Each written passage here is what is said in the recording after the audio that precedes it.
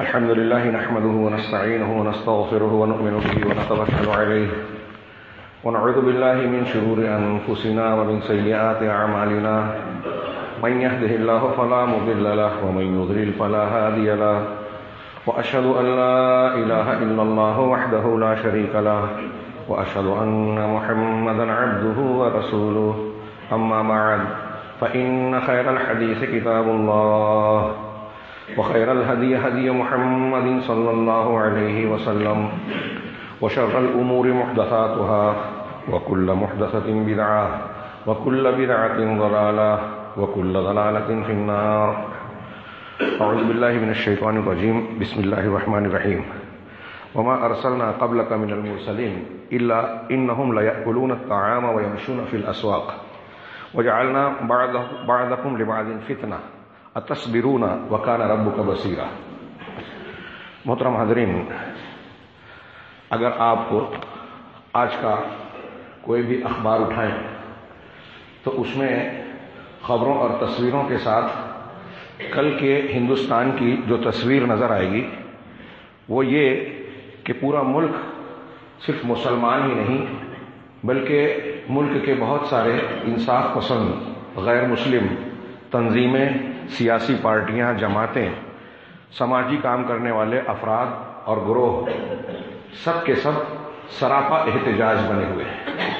اور آپ جانتے ہیں کہ یہ احتجاج NRC اور شہری ترمیمی بل سے متعلق ہے جو گزشتہ دنوں لوک سبھا اور راجیہ سبھا میں پاس کروایا گیا، جس کے مطابق بظاہر مسلمانوں کو اس وطن سے، اس ملک سے شہریت کے اعتبار سے بے دخل کرنا مقصود ہے، لیکن اس کے جلوں میں بین السطور میں بہت سارے ایسے مقاصد اور نتائج برآمد ہونے والے ہیں جس سے پورے ملک کو خطرہ ہے، کسی بھی قسم کا فائدہ نہیں.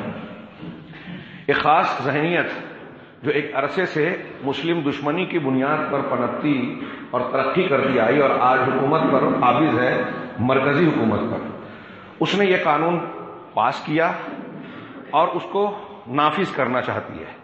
زبانی دعوے چاہے جو کیے جائیں کہ اس کا یہ مقصد نہیں ہے، اس سے ملک کا بھلا اور اچھائی مقصود ہے، لیکن سارا ہندوستان بلکہ جو بیان کر رہے ہیں وہ اور ان کے رفقا کے بھی جو دوسرے بیانات اور رویے سامنے آتے ہیں، اس سے ظاہر ہے کہ یہ قانون سراسر ان کی بدنیتی پر مشتمل ہے.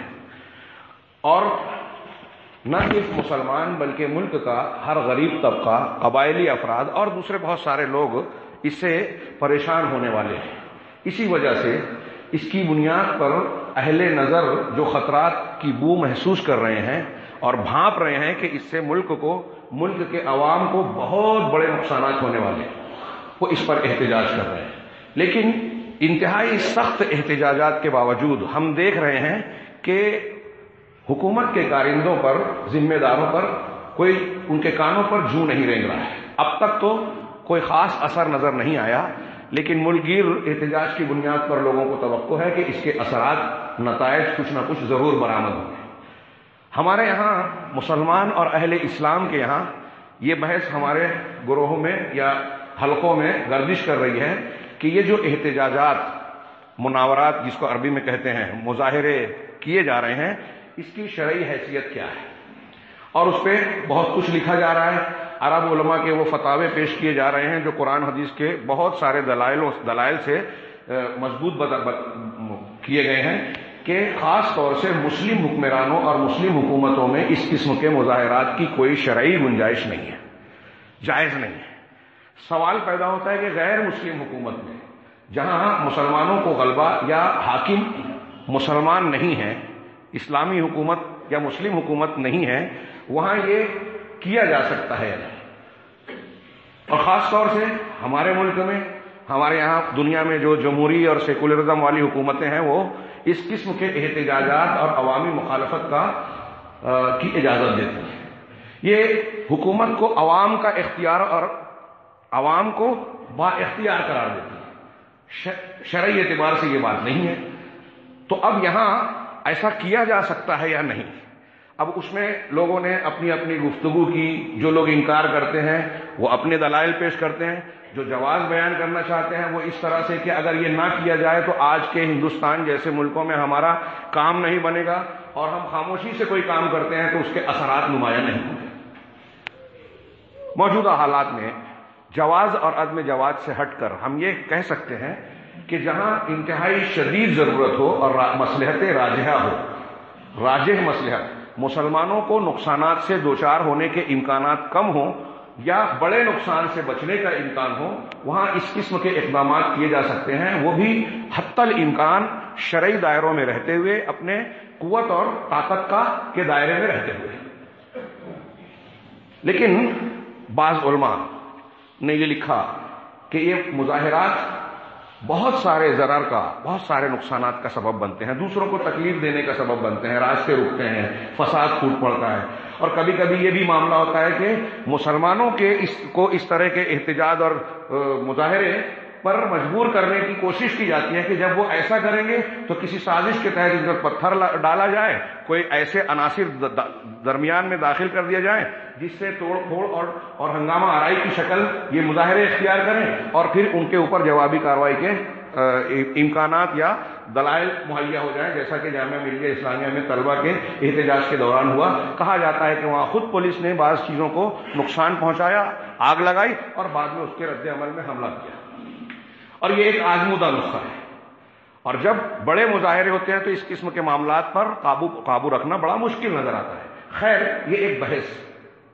میں یہ کہنا چاہتا ہوں، گزشتہ 2 ہفتوں سے جمعہ کے خطبے میں اور اپنے دروس میں نے اس کو مختلف انداز میں بیان کرنے کی کوشش کی کہ اگر یہ احتجاجات، جلسے جلوس، ریلیاں، یہ اپنے مقام پر ہم ضروری اور جائز مان بھی لیں اور ان پر عمل کرتے ہیں، تو کیا یہ ہمارے مسائل کا مستقل حل ہے؟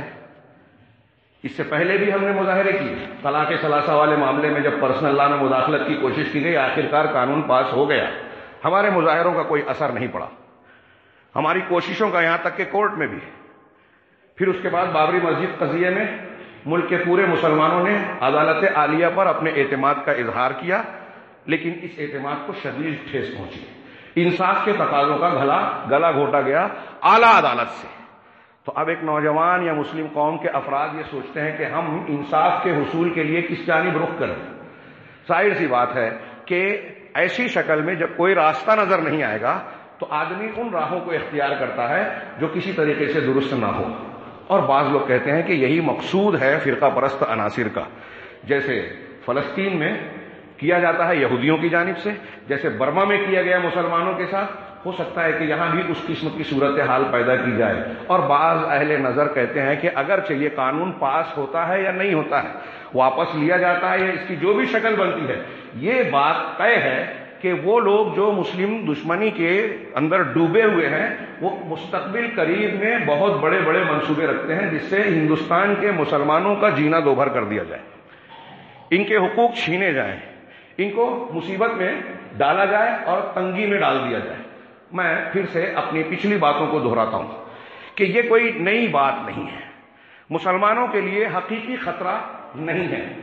یہ جب ہم نے اسلام اور ایمان کو قبول کیا تو یہ طے تھا کہ دنیا کفر شرک ہماری دشمنی اختیار کرے گی، ہماری مخالفت کرے گی، سازشیں کرے گی، حملے کرے گی، اور پوری انسانی تاریخ میں انبیاء کرام علیہ الصلوۃ والسلام کے واقعات، صحابہ کے واقعات، سلف کے واقعات اس پر شاہد ہیں کہ ہمیشہ یہ معاملہ باطل کی طرف سے ہوتا رہا۔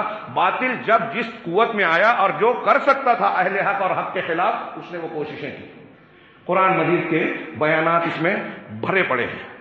اللہ تبارک و تعالیٰ نے ہمیں اور آپ کو جو ہدایت کا پیغام، دین اسلام عطا فرمایا ہے، اس میں جیسا کہ ہمارا دعویٰ اور ایمان ہے، قیامت تک کے ہر مسئلے کا، ہر مصیبت کا حل موجود ہے، مصیبتوں کو حل کرنے کا طریقہ اور تعلیم موجود ہے، رہنمائی موجود ہے۔ نبی کریم صلی اللہ علیہ وسلم کی سیرت طیبہ کو آپ پڑھیں، آپ کی زندگی کا مطالعہ کریں، تو جو آپ کی زندگی میں نشیب و فراز آئے ہیں، ہماری زندگی کا کوئی بھی مسئلہ ہے، اس کو سامنے رکھ کر آپ کی زندگی کا مطالعہ کیجیے، آپ کو اس میں اس کا حل نظر آئے گا، ضرور آئے گا۔ تو کیا اس قسم کے حالات میں جس سے ہم گزر رہے ہیں، اس میں اللہ کے نبی صلی اللہ علیہ وسلم کے سیرت طیبہ اور تعلیمات میں یہ مظاہرے، احتجاجات، ہنگامے اور اس قسم کے اسلوب اور طریقے ملتے ہیں؟ جیسا کہ ہم اور آپ سب جانتے ہیں، جو لوگ جائز کی بات کہتے ہیں وہ بھی کہتے ہیں کہ جمہوری ملک میں سیکولرزم میں اس کے بغیر نہیں چلے گا۔ اس کا مطلب یہ کہ یہ چیز سیکولرزم اور جمہوریت کے قانون کا حصہ ہے، انسانوں کے بنائے ہوئے قوانین کا حصہ ہے، اللہ کے بنائے ہوئے قانون کا نہیں۔ یہ شریعت نہیں ہے، یہ لوگوں کے بنائے ہوئے قانون ہیں۔ تو کیا لوگوں کے بنائے ہوئے قانون کے ذریعے سے ہم اپنے دینی مسائل کو حل کر پائیں گے؟ تھوڑی دیر کے لیے بعض اوقات وقتی ضرورت کے تحت ہم اس کو مان بھی لیں، جو میں بار بار کہہ رہا ہوں، تو کیا یہ ہمارے مسائل کا مستقل حل ہے؟ میں نے بار بار یہ جملہ کہا کہ مسلمانوں کی کا المیہ یہ ہے، اور ہمارے عراق کی بے حسی، یہ غفلت، دین بیزاری کا یہ درجہ ہے کہ ہم سارے مسائل کے حل کی گفتگو کریں گے، خطرات کو محسوس کریں گے، لیکن جو شریعت نے ہم کو حل کا راستہ بتایا ہے اس کو سنجیدگی سے قبول کرنے کے لیے ہم اپنے آپ کو آمادہ نہیں کرتے۔ ہم نے اپنے جو معمولات بنا لیے ہیں شریعت مخالفت کے، اب ایک آدمی اگر شرک کر رہا ہے تو اب اس کو آپ کتنا بھی سمجھانے کی کوشش کریں گے قرآن و حدیث کی روشنی میں یہ شرک ہے اور یہ شرک سب سے بڑی مصیبت ہے، قرآن کہتا ہے کہ تم اگر اللہ کے سوا کسی اور کو معبود بناؤ گے تو اللہ تمہاری مدد نہیں کرے گا، تم کو ذلیل کر دے گا، دشمن تمہارے اوپر مسلط ہو جائیں گے، تم ذلت و خواری کا شکار ہو جاؤ گے، رسول اللہ صلی اللہ علیہ وسلم کی سنتوں کی مخالفت کرو گے، وجعل الذلۃ والصغار علی من خالف امری، اللہ کے رسول صلی اللہ علیہ وسلم کا یہ فرمان چمک رہا ہے کہ جو شخص میرے حکم کی مخالفت کرے گا، میری سنت کے خلاف ورزی کرے گا، اس پر ذلت اور خواری طے کر دی گئی، اللہ اس کی مدد نہیں کرے گا۔ فَلْيَحْذَرِ الَّذِينَ يُخَالِفُونَ عَنْ أَمْرِهِ أَن تُصِيبَهُمْ فِتْنَةٌ أَوْ يُصِيبَهُمْ عَذَابٌ أَلِيمٌ۔ جو لوگ اللہ کے رسول کے حکم کی مخالفت کرتے ہیں، قرآن کہہ رہا ہے، کوئی ایرا غیرہ نہیں کہہ رہا ہے، دنیا کے قانون نہیں، رب العالمین کہہ رہا ہے کہ رسول کے حکم کی مخالفت کرو گے تو تم کو فتنہ آ پکڑے گا یا دردناک عذاب۔ بعض اہل علم نے فتنے کی ترجمانی کی، فتنے کی تفسیر کی کہ دنیا کا عذاب۔ اب یہ NRC ہو، کیب ہو، شہریت ترمیمی بل، یا طلاق ثلاثہ اور پرسنل لا میں مداخلت ہو، کشمیر کے مسئلے میں ہمارا مسلمانوں کا دھیرا ہوا ہونا، مسجدیں ویران ہو جانا ہو، یا کوئی بھی مسئلہ، یہ سب فتنے کی شکلیں ہیں، سب اللہ تبارک و تعالیٰ کی جانب سے امتحان، آزمائش، عذاب کی شکلیں ہیں۔ ہم مانے نہ مانے، میں یہ کہتا ہوں کہ دین کی غلط تشریح اور اس کا علم نہ حاصل کرنے کا نتیجہ یہ ہے کہ جب ہم قرآن و حدیث کا حل پیش کرتے ہیں تو عوام اور عام آدمی بہت سارے خاص لوگوں کے دماغ میں بھی بات نہیں آتی۔ ہم کہتے ہیں کہ حضرت ابراہیم علیہ السلام کو اللہ تبارک و تعالیٰ نے ان کے ایمان، ان کی توحید کی بنیاد پر، دعوت و تبلیغ کی بنیاد پر نمرودیت اور پوری قوم کے شر سے محفوظ رکھا، آگ ان کو جلا نہیں سکی، آگ کو اللہ نے گلزار بنا دیا۔ اب اس کو ہم پیش کریں آج کے معاملے میں تو کہیں گے کہ یہ NRC کی مصیبت اور حضرت ابراہیم کا کیا تعلق ہے؟ بہت گہرا تعلق ہے، لیکن ہم ماننے کو تیار نہیں ہیں۔ ایک شخص اگر شرک کر رہا ہے، شرک چھوڑنے کو تیار نہیں، بدعت و خرافات کر رہا ہے، ماننے سننے کو تیار نہیں ہے کہ یہ اگر کوئی بیان کرتا ہے تو یہ تو ان کا مسلک ہے، ہمارا مسلک یہ ہے، ہمارے علماء اور اتنے سارے لوگ یہ بدعت کر رہے ہیں تو غلط کیسے؟ نبی صلی اللہ علیہ وسلم کر رہے ہیں، نہیں نہیں کیا تو غلط، اس کی بنیاد پر نہیں سمجھ رہے، نبی سے بڑا اپنے علماء کو، روایات کو بنا دیا، پیر صاحب نے بتا دیا ہے کہ یہ شریعت ہے، ایسے ورد کرو، ایسے عبادت کرو، ہمارے ہاتھ میں کھلونا بن جاؤ، بن گئے تم مسلمان۔ دین کی ساری چیزوں کی مخالفت ہم کر رہے ہیں اور میمورنڈم اور احتجاج سے سمجھتے ہیں کہ ہمارے مسائل حل ہو جائیں گے۔ میں ایسا نہیں سمجھتا، ناممکن، منبر رسول سے پوری ذمہ داری کے ساتھ کہہ رہا ہوں۔ اگر اپنے مسائل کو حل کرنا ہے تو اس کی بنیاد ہے گناہوں سے توبہ، گناہ میں شرک سب سے بڑا، اس کے بعد بدعت و خرافات، شریعت کی مخالفت، اور پھر اس کے بعد گناہ، کبیرہ گناہ، سود، زنا، چوری، بدکاری، دھوکہ دہی، غیبت، چغلی۔ کون سا گناہ ہے جو مسلمانوں میں آج عام نہیں؟ اور یہ جتنے گناہ عام ہیں وہ سب اللہ کے عذاب کو دعوت دے رہے ہیں۔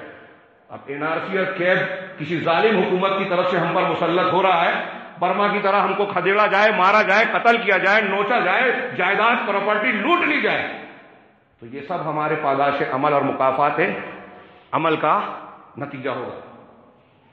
یہ میں کوئی ہوائی بات نہیں کہہ رہا ہوں، قرآن حدیث میں بار بار یہ باتیں دہرائی گئی ہیں، بار بار دہرائی گئی۔ تو یہ مستقل حل جو قرآن حدیث بتاتی ہے، ہم اس کو قبول کرنے کے لیے تیار نہیں ہے۔ کیوں؟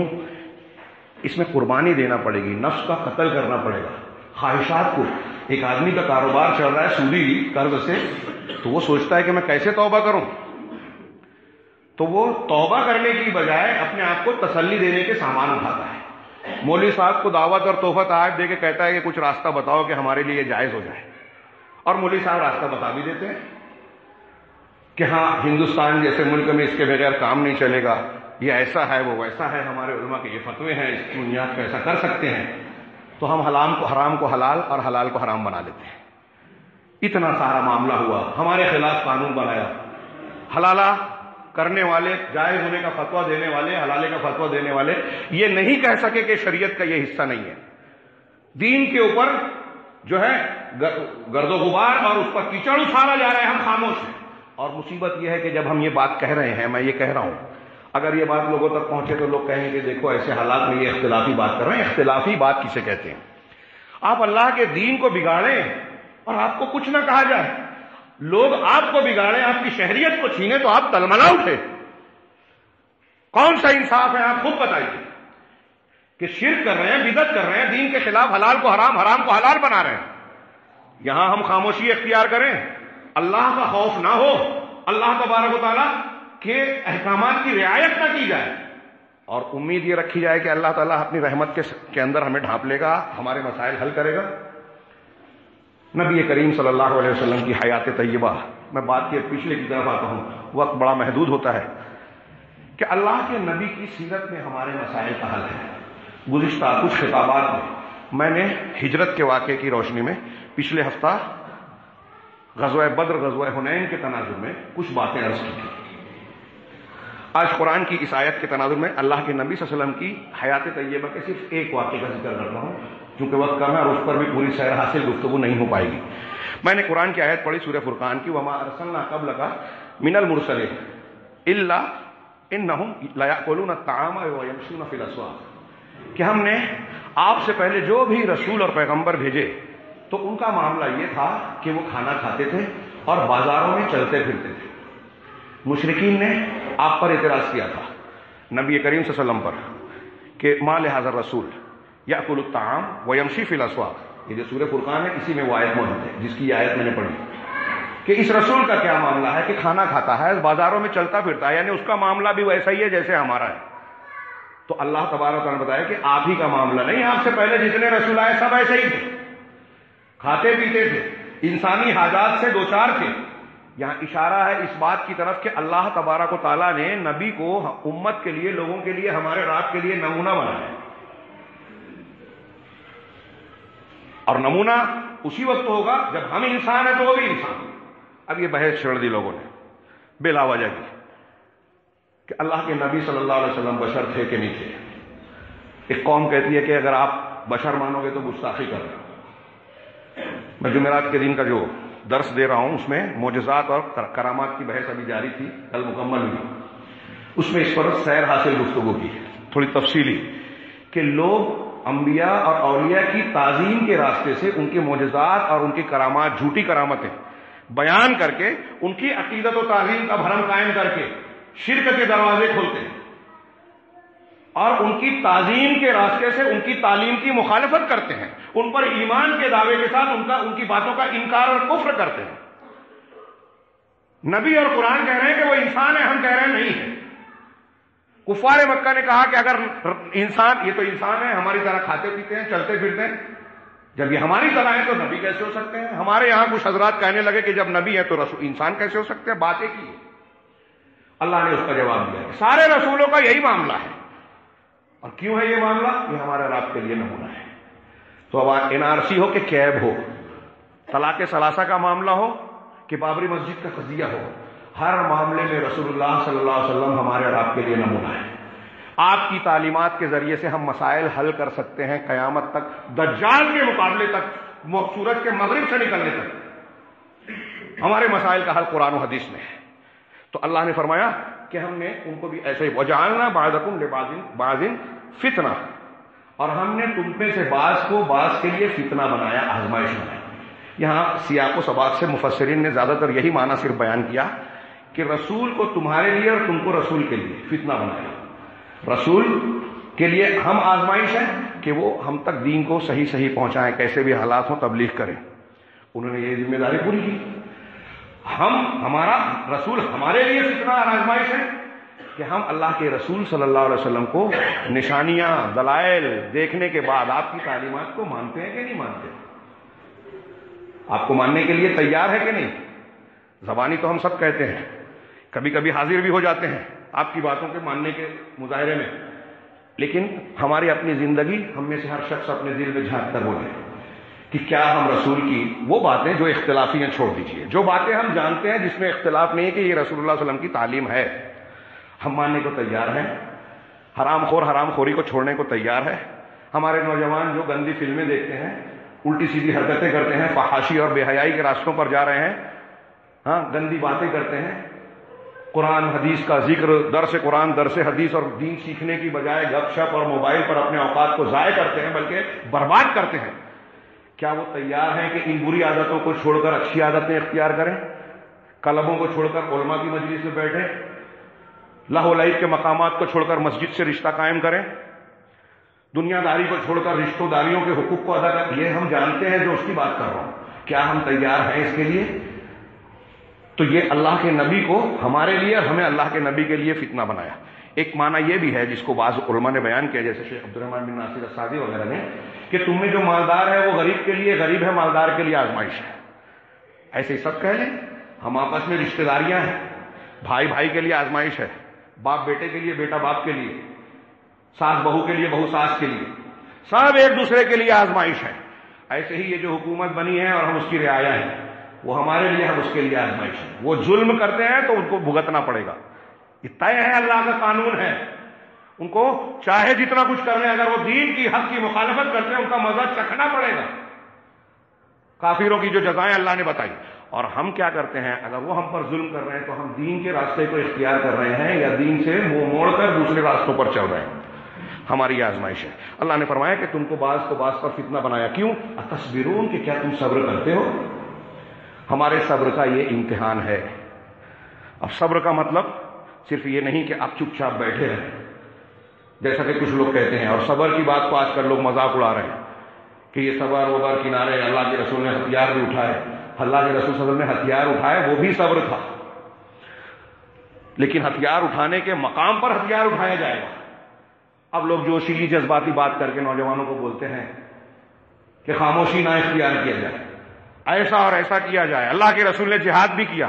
اس جہاد کی تیاری کے لیے، اس جہاد سے پہلے کے اقدامات ہم نے آپ نے کیے کیا؟ جہاد دین کے دفاع کے لیے ہوتا ہے، دین کی حفاظت کے لیے ہوتا ہے، دعوت کا آخری مرحلہ ہے جب دعوت کے سارے مراتب جو ہے ناکام ہو جائیں اور اس کی مجبوری آ جائے، اور پھر اس کے لیے قوت اور دوسری شرائط کا ہونا ضروری ہے، امیر کا ہونا لازمی ہے۔ یہ ساری چیزیں کنارے، ہم جذباتی بات کرتے ہیں، علماء سے لڑائی جھگڑا کرتے ہیں، یہ بھی تو ہے نا، آپ یہ کیوں نہیں کہتے چلو ٹھیک ہے آپ کیجئے؟ کیا کریں گے؟ کیسے کریں گے؟ مسلمانوں کے لیے خودکشی کا راستہ ہموار کریں گے؟ کام وہ کیے جائیں جس میں فائدہ ہو، یہ شریعت کی تعلیم ہے، طریقہ وہ اختیار کی جائے جو قرآن و حدیث نے بتایا، جو انتہائی محفوظ ہے، اور اس طریقے کو اختیار کرنے میں جب قربانیوں کا مرحلہ آئے گا تو وہاں اس کو قربانی بولا جائے گا، ورنہ خودکشی ہے۔ یہ بات اچھے لوگ سمجھنے کو تیار نہیں ہے۔ اس مرحلے پر پہنچنے کے لیے جس کی لوگ جذباتی طور پہ دعوت دیتے ہیں، جو دوسرے اسٹیپس ہیں، مراحل ہیں، وہ کیا ہم نے انجام دیے؟ دعوت دینے کے، صبر کرنے کے، اسلامی اخلاق پیش کرنے کے، اپنے گناہوں سے توبہ کرنے کے، یہ کیے ہم نے؟ آخری اسٹیپ کی بات کرتے ہیں۔ اللہ تبارک نے کہا کان ربک بصیرا، تمہارا رب دیکھنے والا ہے، ہر چیز کو خوبی اچھی طرح جانتا ہے، کس کو رسول بنا رہا ہے، کس کو امیر بنا رہا ہے، کس کو غریب بنایا، کس کو کیا دیا، ساری باتیں۔ یہ جو آج مسلمان دنیا میں برما کے ہوں، ہندوستان کے ہم لوگ جن مسائل سے دوچار ہیں، اللہ تعالیٰ سے مخفی نہیں ہے، اللہ تبارک و تعالیٰ سب جانتا ہے۔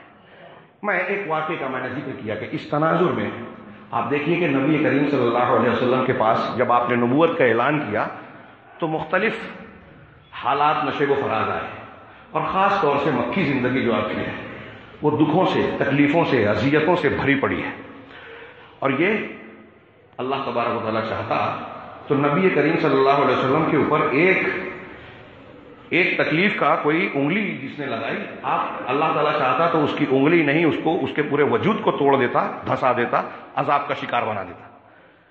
لیکن پورے مکی دور میں اللہ کے نبی صلی اللہ علیہ وسلم اور نئے جو اس وقت کے مسلمان تھے جن کی تعداد بہت کم تھی، اور بڑے ٹوٹے پھوٹے تھے، مادی اعتبار سے بے کسی اور بے بضاعتی کا شکار تھے۔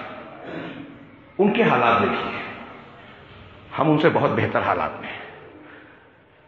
ان کے لیے کفار مکہ جو جو کر سکتے تھے سب کیا۔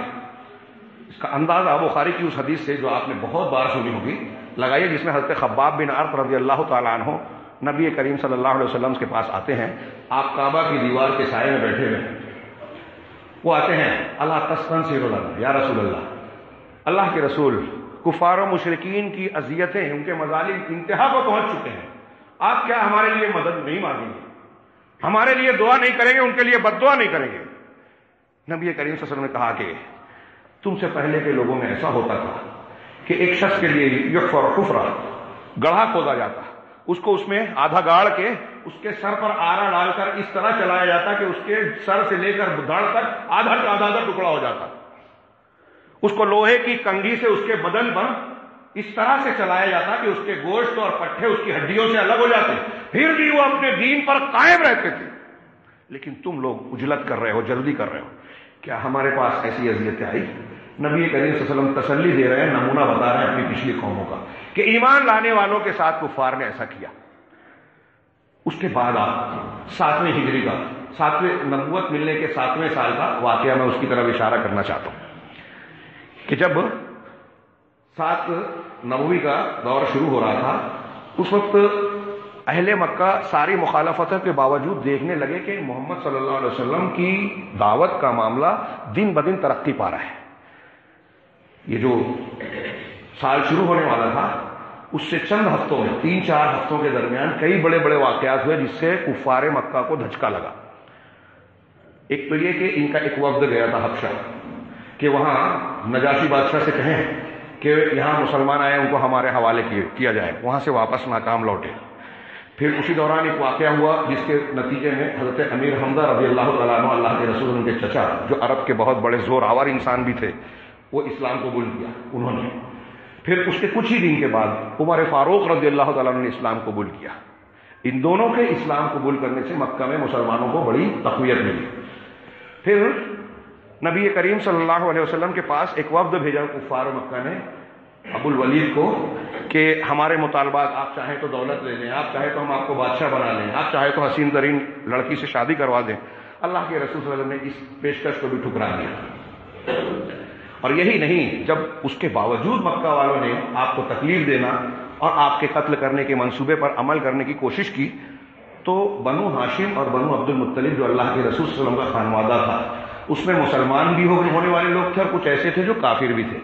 انہوں نے مل کر ایک عہد و پیمان کیا کہ یہ نہیں ہو سکتا کہ ہم اپنے خاندان کے چشم و چراغ محمد صلی اللہ علیہ وسلم کو یوں ہی چھوڑ دیں بے یار و مددگار کہ لوگ ان پر کوئی بھی حملہ کر لیں۔ یہ بنو ہاشم اور بنو عبد المطلب نے مل کر عہد و پیمان کیا، آپس میں معاہدہ کیا کہ ہم نبی کریم صلی اللہ علیہ وسلم محمد صلی اللہ علیہ وسلم، اس میں کافر بھی تھے اس وقت، ان کا دفاع کریں گے، اگر کسی نے آپ کو نقصان پہنچایا تو سب مل کر بدلہ لیں گے۔ ان کا یہ معاہدہ مشرکین کے لیے بہت خطرناک تھا کہ اگر ہم نے اللہ کے نبی صلی اللہ علیہ وسلم کو اب قتل کرنے کی کوشش کی یا آپ کو ہاتھ بھی لگایا تو مکہ میں خون کی ندیاں بہہ سکتی ہیں۔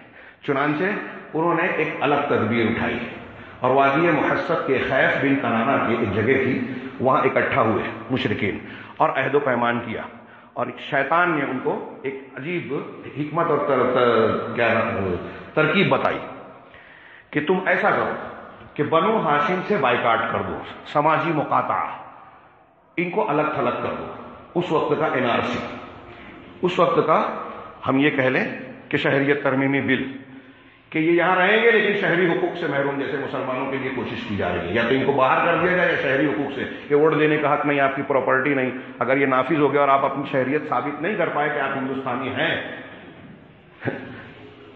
یہ میں نے چھیڑا نہیں کہ مسلمانوں کی کیا حق ہے اور کتنی قربانیاں ہیں، ہندوستان کی کسی قوم کی اتنی قربانی اس ملک کی تعمیر و ترقی میں نہیں ہے جتنی مسلمانوں کی ہے۔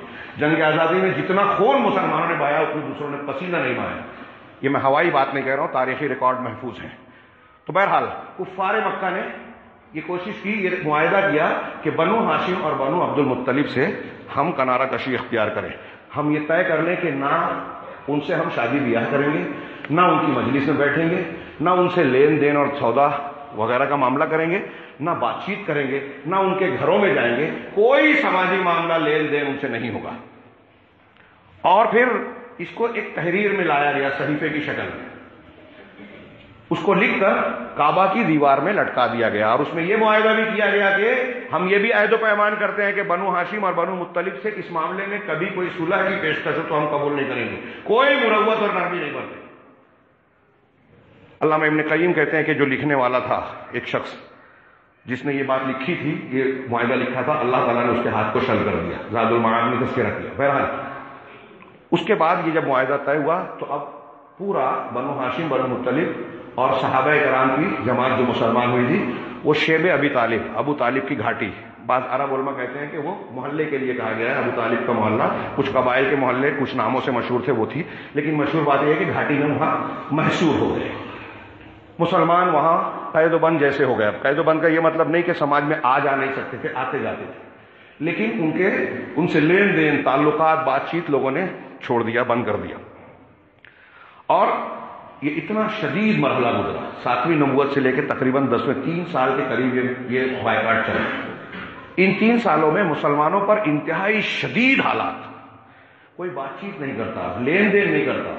مسلمانوں سے مکہ والوں نے تو عہد و پیمان کیا تھا کہ ان سے کوئی چیز بیچیں گے نہیں، اگر کوئی باہر سے کچھ بیچنے کے لیے آتا تو مکہ والے ان سے اتنی زیادہ قیمت میں خریدنے کے لیے تیار ہوتے کہ جو مسلمان تھے ان کے پاس پونجی نہیں ہوتی تھی کہ ہم خرید سکیں۔ نتیجہ یہ نکلا کہ شیب ابی طالب میں یہ لوگ جو تھے اور بنو ہاشم بنو مطلب میں سوائے ابو لہب کے، چونکہ ابو لہب مشرکین کا ساتھی تھا، مددگار تھا، اس لیے وہ بستی میں ہی رہا، بائیکاٹ اس کا نہیں کیا گیا، وہ ان لوگوں کے ساتھ نہیں بلکہ یہاں تھا، باقی سارے لوگ محصور تھے، اس میں کافر، مشرک، عورتیں، بچے سب شامل، حضرت اللہ کے رسول اللہ کے خاندان کے اور پھر صحابہ کرام، تقریباً 200 لوگ، جس میں 40 مرد اور دوسرے بچے اور عورتیں۔ ایسے میں بھوک پیاس کی شدت کا اندازہ اس سے لگائیے کہ بعض صحابہ کہتے ہیں کہ ہماری حالت یہ ہو گئی کہ ہم کو چمڑوں پر گزارا کرنا پڑا، پتے کھانے پڑے۔ ایک صحابی کہتے ہیں کہ ایک دن مجھے میرے پیر میں کوئی چیز نرم اور تر نظر آئی، لگی کہ کوئی نرم چیز ہے، میں نے اٹھایا اور اسے کھا لیا اندھیرے میں۔ آج تک مجھے یہ پتہ نہیں چلا کہ وہ چیز جو میں نے کھائی تھی وہ کیا تھی۔ ایک صحابی کہتے ہیں کہ میں نے دیکھا، استنجا کے لیے گیا تو میرے پیر کے نیچے کوئی بات آئی، کوئی چیز آئی، کھڑکھڑائی، میں نے اٹھایا تو وہ چمڑا تھا، اونٹ کا چمڑا، میں اسے لے گیا، اسے دھویا، پھر اسے آگ پر سینکا، دھویا، پھر اس کو جھاڑا اور پھر اس کو پانی میں بھگویا۔ 3 دن تک میں نے اسی چمڑے کو چوس چوس کر گزارا کیا، بدن کی طاقت حاصل کی۔ 3 دن تک بھوک کی شدت سے رات میں رونے کی آواز وادی کے باہر تک، گھاٹی کے باہر تک جاتی، مکہ کے لوگ تک سنتے تھے۔ اس دوران کبھی کبھار کچھ رشتہ دار مکہ والے چھپ چھپا کر، جیسے حکیم بن حزام جو حضرت خدیجہ الکبریٰ رضی اللہ تعالیٰ عنہ کے بھتیجے تھے، اور حضرت خدیجہ بھی محصور تھی، یہ خاتون اللہ کے رسول اللہ کی زوجہ اول، اللہ کے نبی صلی اللہ علیہ وسلم کے بارے میں جو بولتے ہیں کہ آپ کی چہیتی بیوی تھی، سب سے محبوب بیوی تھی، تو صرف اس وجہ سے نہیں کہ وہ بیوی تھی، اس وجہ سے کہ وہ دعوت اسلامی اور دین کی سب سے بڑی مددگار تھی، سب سے پہلے اسلام لانے والی، اللہ کے رسول صلی اللہ علیہ وسلم کے ساتھ سب سے پہلے نماز پڑھنے والی، ساری چیزوں میں متقدم تھی اور ہر موقع پر آپ کا ساتھ دیتی تھی، نیکیوں میں ساتھ دیتی تھی۔ یہاں قابل غور بات یہ ہے کہ کفار اور مشرکین کے مقابلے میں مسلمان ایک دوسرے کے مددگار ہیں، سارے کے سارے محصور ہو گئے۔ یہاں غور کرنے کی بات ہے، مردوں کو مرد، خواتین بھی بھوک پیاس کی شدت جھیل رہی ہیں، اور کہیں کوئی ایک روایت تاریخ میں، حدیث میں ایسی نہیں آتی کہ کسی عورت نے، کسی بچے نے اپنے والد سے، اپنے شوہر سے یہ کہا ہو کہ آپ لوگوں کی وجہ سے ہم یہ دین دیکھ رہے ہیں، ہم کو ایسی تکلیف جھیلنا پڑ رہی ہے، دین کی وجہ سے ہم کو یہ مصیبت میں مبتلا ہونا پڑا، کیوں ہم مسلمان ہیں؟ کسی نے لعنت ملامت نہیں کی، کسی نے ساتھ نہیں چھوڑا، کسی نے ہمت اور حوصلہ نہیں توڑا۔ آج ہمارے یہاں یہ مزاج ہے، دنیا کے معاملات میں ہم ایک دوسرے کے مددگار ہو جائیں گے، دین کے معاملے میں ایک دوسرے کے مخالف ہو جاتے ہیں۔ یہاں خاندان کے رشتہ داری کی بنیاد پر بنو ہاشم اور بنو عبد المطلب کے لوگ بھی ساتھ دے رہے ہیں، تو یہ مسلمانوں کے لیے بھی ایک نمونہ تھا کہ یہ شرک خاندانی عصبیت اور خون کی بنیاد پر ایسا کر رہے ہیں، تو دین کا، عقیدے کا، توحید کا رشتہ خون کے رشتے سے زیادہ مضبوط ہے، اس بنیاد پر ہم کیوں نہ قربانی دیں؟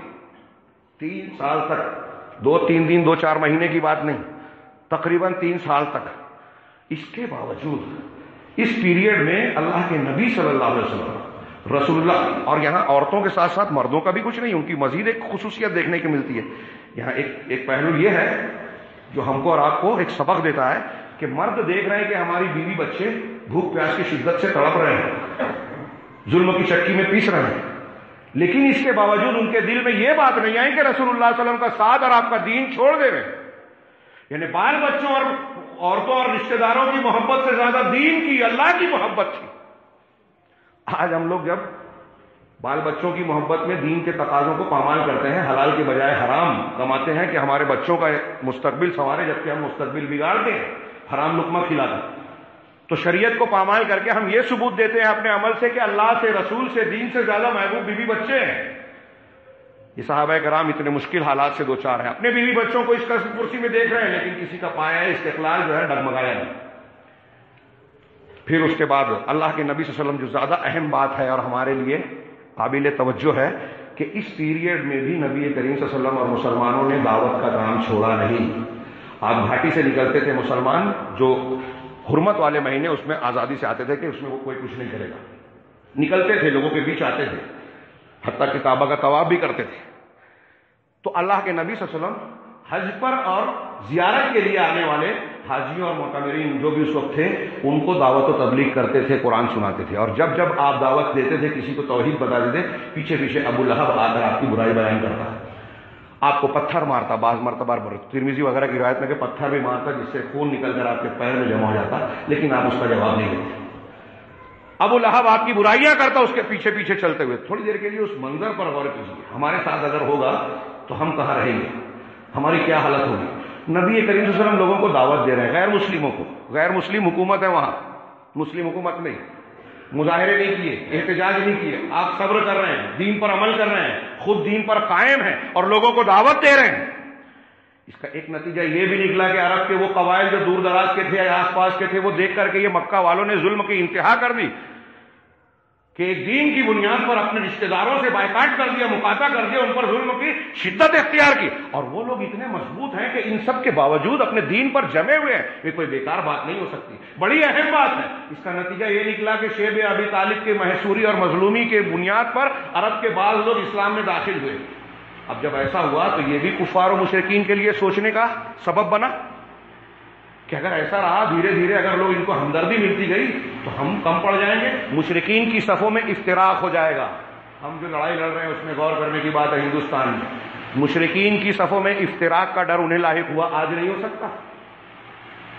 یہاں یہ بھی قابل توجہ ہے کہ اللہ کے نبی صلی اللہ علیہ وسلم کے ساتھ مشرک رشتہ دار بھی تھے اور بہت سے خفیہ معاونین بھی تھے اپنے اخلاق اور دعوت کی وجہ سے.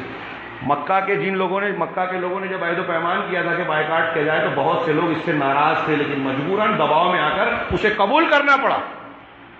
آج ہم صرف اتنی بات کرتے ہیں کہ کوئی تحریک احتجاج کرنا ہے، جلوس نکالنا ہے تو غیر مسلموں کو ساتھ لیا جائے. واقعی ہندوستانی ماحول میں اس کی ضرورت ہے. یہاں دعوت میں ہم کیوں نہیں سوچتے یہی بات دین کے کام میں، جیسا کہ نبی کریم صلی اللہ علیہ وسلم نے کیا. چنانچہ اس کا نتیجہ نکلا کہ آپ دعوت دیتے رہے ساری مخالفتوں کے باوجود. دیکھیے دعوت کا کام کبھی نہیں چھوڑنا چاہیے، دین کی تبلیغ اور اشاعت کا. یہ ہماری زندگی ہے، یہ نہیں کریں گے تو اللہ کو ہماری کوئی پرواہ نہیں. برائیوں سے روکنے کو چھوڑ دیا جائے تو اللہ کا عذاب آتا ہے. قرآن و حدیث میں بہت سارے نصوص ہیں، اس کا موقع نہیں. تمام انبیاء کا یہ سنت ہے. حضرت ابراہیم کو گھر سے نکالا جا رہا ہے، دعوت دے رہے ہیں باپ کو، راستے میں جہاں جہاں گئے دعوت دی. حضرت یوسف علیہ السلام قید خانے میں ہیں لیکن اپنے ساتھیوں کو دعوت دے رہے ہیں توحید کی. نبی کریم صلی اللہ علیہ وسلم محصور ہے شیب ابی طالب میں اور دعوت دے رہے ہیں لوگوں کو. سب سے بڑے بچاؤ کا ذریعہ ہمارے ان تنصروا اللہ ینصرکم، اگر تم اللہ کے دین کی مدد کرو گے اللہ تمہاری مدد کرے گا، یہ اللہ کا وعدہ ہے. پھر اس کے بعد 10 نبوی کا جب کی شروعات ہوئی، محرم ہی کا مہینہ، محرم کی شروعات تھی جب یہ عہد و پیمان یہ بائیکاٹ شروع ہوا، اور تیسرے سال میں 10 محرم کا آغاز ہی تھا کہ دعوت کے توڑنے کا انتظام اللہ نے فرمایا، یہ عہد و پیمان کو صحیفے کو شاد کرنے کا. ایک شخص تھا ہشام ابن عمرو، بنی لوئی کا شخص تھا. اس کو مسلمانوں کی یہ حالت دیکھی نہیں جا رہی تھی اور چوری چھپ کے کبھی کبھی وہ کچھ چیزیں پہنچاتے تھے. حکیم بھی نظام کبھی کبھی گیہوں پہنچاتے تھے، کچھ کھانے پینے کی چیز، ویسے یہ بھی پہنچاتے تھے. اس نے ایک دن پہنچ کر زہیر بن ابو امیہ سے کہا کہ زہیر، کیا تم اس بات پہ راضی ہو کہ کہ تم یہاں مزے سے کھاؤ پیو اور تمہارے ماموں کا یہ حال ہو. حضرت ابو طالب، اللہ کے رسول ان کے چچا ابو طالب ان کے ماموں تھے، ان کی والدہ اس کے ابو طالب کی سگی بہن تھی. کہا تمہارے ماموں کا یہ حال رہا جو تم دیکھ رہے ہو. کہا افسوس مجھے بھی افسوس ہے، لیکن میں اکیلا کیا کر سکتا ہوں، کاش مجھے کوئی اور بھی ملتا. تو کہا ایک آدمی ہے. کہا وہ کون ہے؟ کہا میں. رحیق المختوم میں آپ کو مل جائے گا اردو میں یہ واقعہ. پھر کہا کہ تم بھی ہو تو ہم دو ہیں، ایک تیسرے آدمی کو تلاش کرو. پھر وہ متیم ابن عدی کے پاس گئے. میں تفصیل میں نہیں جا سکتا. ان کو تیار کیا. متیم ابن عدی کہا کہ کوئی اور بھی ہے. آپ نے اپنا ان کا نام بتایا حضرت زہیر کا. پھر اس کے بعد جو ہے کہا کہ چوتھے کو تلاش کرو. چوتھا ابو البختری تیار ہوئے. پانچویں نمبر پر زمعہ بن اسود تیار ہوئے. اور پھر انہوں نے ایک میٹنگ کی، طے کیا کہ ہم لوگ اس صحیفے کو توڑنے، چاک کرنے اور عہد و پیمان کو ختم کرنے کے لیے قریش سے لڑیں گے. دوسرے دن صبح میں کعبہ میں طواف کرنے کے بعد زہیر بن ابی امیہ وہ کھڑے ہوتے ہیں اور کہتے ہیں کہ یہ جو تم اپنے قرابت دار اور رشتہ داروں کو اس حال میں کر، کیا ہم اچھے مزے سے رہیں اور بنو ہاشم جو ہمارے قرابت دار رشتہ دار ہیں ان کو یوں ہی برباد ہونے دیں، یوں ہی تڑپنے دیں؟ ایسا میں نہیں ہونے دوں گا. میں اس صحیفے کو چاک کرنے جا رہا ہوں. ابو جہل کھڑا ہو گیا، کہا کہ ایسا نہیں ہو سکتا، نہیں توڑا جا سکتا. تب حضرت زمعہ بن اسود نے ان کی تائید کی کہ نہیں یہ صحیح کہہ رہے ہیں. پھر تیسرے نے تائید کی، ابو البختری نے. پھر چوتھے نے کی. ابو جہل نے کہا کہ ایسا لگتا ہے کہ یہ بات پہلے سے تمہاری رات میں کہیں کسی اور مقام پہ طے ہو چکی ہے. یہ بحث چل رہی تھی کہ ابو طالب اللہ کے رسول ان کے چچا بھی کعبہ میں موجود تھے. انہوں نے آ کے مشرکین سے کہا، یہ روایتوں میں موجود ہے کہ میرے بھتیجے نے محمد صلی اللہ علیہ وسلم نے، دیکھیے وہ کافر ہیں، مسلمان نہیں ہیں، لیکن کہہ رہے کہ میرے بھتیجے نے خبر بتائی ہے کہ اللہ تعالیٰ کی طرف سے ان کو یہ بتایا گیا کہ جو صحیفہ تم نے لکھ کر لٹکایا ہے، بائیکاٹ کا عہد و پیمان کیا ہے، اللہ نے کیڑوں کو بھیج کر اس کو چٹ کروا دیا ہے. جس میں ظلم کی باتیں لکھی ہوئی ہے وہ چٹ ہو چکی ہے. یہ اس نے مجھ کو خبر دی. ابو طالب کو بھی گویا اندازہ تھا کہ میرے بھتیجے رسول اللہ صلی اللہ علیہ وسلم سچے رسول ہیں، اگرچہ ایمان نہیں لائے، ان کی بات غلط نہیں ہو سکتی. تو انہوں نے، ابو طالب نے کہا کہ میں تمہارے سامنے پیشکش کر رہا ہوں کہ تم اس صحیفے کو نکال کے دیکھو، اگر میرے بھتیجے کی بات صحیح ہے تو تمہارا یہ معاہدہ ختم کر دوں، اور اگر یہ جھوٹ نکلی تو میں بیچ سے ہٹ جاؤں گا، تم میرے بھتیجے کے ساتھ جو چاہو سلوک کر لینا. کفار نے کہا کہ بات تو ٹھیک ہے. یہ ادھر بحث بھی چل رہی تھی، ادھر یہ بات ہو گئی. متیم ابن عدی اٹھے اور کعبہ میں لٹکائے ہوئے صحیفے کو اٹھایا، کھولا، دیکھا تو سب لوگ دیکھ کر حیران ہو گئے کہ واقعی بسمک اللہم شروعات کی گئی تھی اس عہد و پیمان کو لکھنے کے لیے. تو جہاں اللہ کا نام تھا وہ محفوظ تھا، جہاں اللہ کا نام تھا وہ تھا. باقی چمڑے کے پورے حصوں کو جہاں جو چیز لکھی ہوئی تھی کیڑوں نے کھا لیا. اس طرح یہ عہد و پیمان ختم ہوا. یہاں اس پورے واقعے میں آپ غور کیجئے کہ ایک طرف وقت نہیں ہے کہ میں تفصیل سے بیان کروں، مسلمانوں کی ایمانی قوت، اللہ پر اعتماد و بھروسہ، شریعت پر قائم رہنا، پھر آپس میں ایک دوسرے کی معاونت کرنا، ایک دوسرے کی مخالفت نہیں. جیسے ہمارے یہاں ایک دوسرے کی ٹانگ کھینچنے کا، غیبت چغلی کا مزاج ہے، وہاں ایک دوسرے کی معاونت تھی، ایک دوسرے کے لیے قربانی دینے کا جذبہ تھا، دین کے لیے قربانی دینے کا جذبہ تھا. پھر مشرکین سے ساتھ لینا، اپنے کردار و عمل کے ذریعے سے اس طرح کا ماحول بنانا کہ مشرکین کے اوپر دباؤ پڑے. جن لوگوں نے اس وقت NRC یا کیب نافذ کیا تھا، میں اس کو جوڑنے کے لیے یہ جملہ استعمال کر رہا ہوں، جس وقت نافذ کیا تھا ان پر دباؤ ایسا پڑا کہ وہ بھی مجبور ہوئے کہ اس کو معاہدے کو توڑا جائے. اور صرف لوگوں کی کوشش نہیں رہی بلکہ اللہ تبارک و تعالیٰ کی مدد بھی ہوئی. اللہ تعالیٰ نے دلوں کو پھیرا مشرکین میں سے کچھ لوگوں کو. ان اللہ یؤید الدین بالرجل الفاجر، کما ورد بخاری مسلم کی حدیث میں کہ اللہ تبارک و تعالیٰ گنہگار اور برے لوگوں کے ذریعے سے بھی دین کو تقویت دیتا ہے. اور پھر کیڑوں کو بھیج کر اس صحیفے کو بھی جو ہے چٹ کروایا. یہ بھی لوگوں کو معاہدہ توڑنے اور مسلمانوں کے خلاف اس وقت کا NRC یا شہریت ترمیمی بل واپس لینے کی وجہ بنا. اس سے یہ معلوم ہوتا ہے کہ اصل طاقت، قوت اور اعتماد کی چیز اللہ کی ہے. ہم جو بھی کوشش کریں اللہ سے مدد مانگیں، اللہ پر بنیادی بھروسہ کریں. ہم کتنی بھی طاقت بنا لیں، اللہ تبارک و تعالیٰ کی مدد نہ ہو تو ہم کامیاب نہیں ہو سکتے. یہ یقین ہونا چاہیے. اور یہی ہماری بنیاد ہے. ہر امتحان میں بنیادی طور سے مسلمانوں کو اسی کی طرف رجوع کرنا چاہیے. یہ میں نے ایک آیت لکھی تھی، اس کا ترجمہ کرتا ہوں سورہ انعام کی، اس سے پہلے بھی پیش کر چکا ہوں. اللہ تبارک و تعالیٰ نے کہا کہ ہم نے تم سے پہلے کی امتوں کی طرف جو ہے رسولوں کو بھیجا، وَلَقَدْ أَرْسَلْنَا إِلَىٰ أُمَمٍ مِّن قَبْلِكَ فَأَخَذْنَاهُم بِالْبَأْسَاءِ وَالضَّرَّاءِ. تو ہم نے ان کو تنگدستی اور بیماریوں میں پکڑ لیا، مالی تنگدستی اور جسمانی تنگی بیماری میں پکڑ لیا. لعلہم یتضرعون، کیوں پکڑا؟ تاکہ وہ اللہ کی طرف گڑ گڑاتے ہوئے رجوع کریں. اس آیت کا مطلب سورہ انعام کی آیتیں ہیں. اس آیت کا مفہوم یہ ہوا کہ ہم کو جو مصیبت آتی ہے، بیماری آتی ہے، بے روزگاری، کساد بازاری، مندی یا جو بھی پریشانی آ رہی ہے، وہ اس لیے آ رہی ہے کہ ہم اللہ کی طرف پلٹے، گڑ گڑائیں اللہ سے.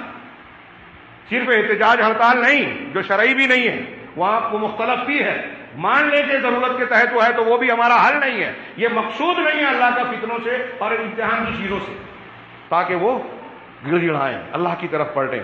تو اللہ نے آگے کہا فلولا اذ جاءهم بأسنا تضرعوا. تو ایسا کیوں نہیں ہوتا، ایسا کیوں نہیں ہوا کہ جب ہماری پکڑ ان کے پاس آئی، یہ اللہ کی طرف سے آئی ہوئی مصیبتیں ہیں، یہ جب آئی تو کیوں ایسا نہیں ہوا کہ یہ لوگ گڑگڑائیں، یہ اللہ کی طرف رجوع کریں؟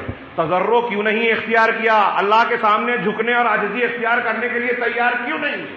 اللہ آگے کہہ رہا ہے ولیکن قست قلوبہم، وجہ کیا ہے؟ وجہ بتائی، لیکن ان کے دل سخت پڑ گئے، ہمارے دل سخت پڑ گئے. اب قرآن و حدیث کا حل پیش کریں کہتے ہیں یہ تو کہاں کی بات کرتے ہیں، 1400 سال پرانی بات کرتے ہیں. اب یہ NRC اور کیب کی بات ہے اور یہاں یہ بات کر رہے ہیں تقوی اختیار کرو، گناہ سے توبہ کرو. اس کا کیا تعلق ہے؟ اسی کا تعلق ہے، لیکن یہ اس کے دل میں گھسے کی بات جس کے دل قساوت کا شکار نہیں ہے. اللہ کہہ رہا ہے کہ ان کے دل سخت ہو گئے ہیں، نصیحت کی اور صحیح باتیں دلوں میں گھستی ہی نہیں ہے، ماننے کو تیار ہی نہیں ہے، ان کے دل سخت ہو گئے. وَزَيَّنَ لَهُمُ الشَّيْطَانُ مَا كَانُوا يَعْمَلُونَ. اور جو یہ کارستانیاں کر رہے ہیں، الٹی سیدھی حرکتیں کرتے رہے، شیطان نے ان کے ان اعمال کو خوبصورت خوشنما بنا دیا. یہ لگ رہا ہے کہ ہم بہت اچھے ہیں، گناہ کر رہے ہیں، شریعت کی مخالفت کر رہے ہیں، رشتوں کو کاٹ رہے ہیں. ہم نبی اس واقعے میں یہ بھی پڑھ رہے تھے جو شیب ابی طالب کی محسوس کہ رشتوں کا بڑا دخل ہوا اس میں. جو 5-6 لوگوں نے ایک مشورہ کیا کہ ہم صحیفہ توڑ دیں گے، ان کے اندر زیادہ جس بات کی وہ ہشام بن عمرو نے جو حوالہ دیا کہ ابو البختری تمہارا بھی تو رشتہ ہے بنو ہاشم سے، عبد مناف کی اولاد میں سے وہ بھی تھا. سب لوگوں کو کہا کہ تمہارے بھی تو خاندان کے، تمہارا بھی تو رشتہ ہے. ان رشتوں کا حوالہ دے کر صلہ رحمی وہاں مشرکین نے بھی کی، اور مسلمان کے لیے یہاں تیار نہیں ہے رشتوں کو جوڑنے کے لیے. تو کہا شیطان نے ان کے ان اعمال کو، برے اعمال کو مزین کر دیا. فلما نسوا ما ذکروا به فتحنا علیہم ابواب کل شیء. لیکن جب انہوں نے سب چیزیں جس کی نصیحت کی گئی تھی بھلا دیا تو ہم نے ہر چیز کے دروازے ان پر کھول دیے. بھلائیوں کے دروازے کھول دیے. یہ بھی ہوتا ہے اللہ کی طرف سے کہ اللہ جب ناراض ہوتا ہے تو ہم کو نعمتیں دنیا کی دے دیتا ہے. نعمتیں پا کے آدمی سمجھتا ہے کہ ہم بہت اچھے ہیں. ہمارے پاس اگر اچھا نہیں ہوتے تو اتنی دولت کہاں سے ہوتی، اتنا بڑا کاروبار کہاں ہوتا. میں نے اکثر کہا فرعون کو بادشاہت ملی تھی تو کیا حق پہ تھا؟ آج کوئی وقت کا فرعون ہے وہ اس دھوکے میں نہ رہے. اللہ تعالیٰ کہہ رہا ہے کہ ہم نے ہر چیز کے دروازے کھول دیے.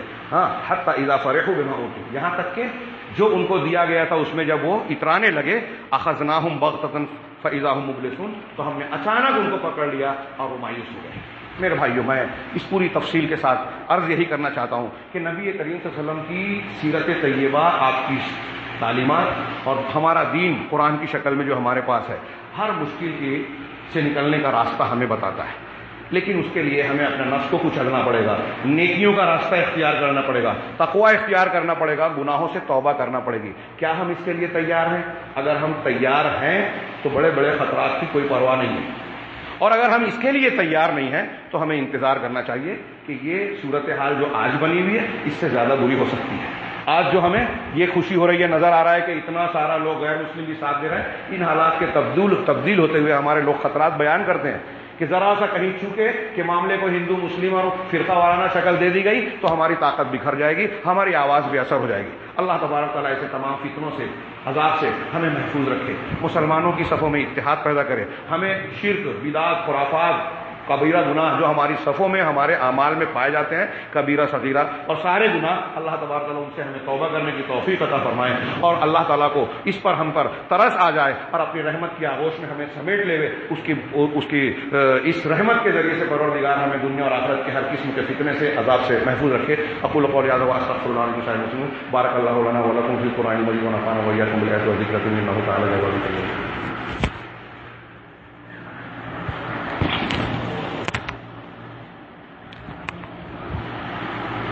الحمد لله نحمده ونستعينه ونستغفره ونؤمن به ونتوكل عليه ونعوذ بالله من شرور أنفسنا ومن سيئات أعمالنا من يهده الله فلا مضل له ومن يضلل فلا هادي له وأشهد أن لا إله إلا الله وحده لا شريك له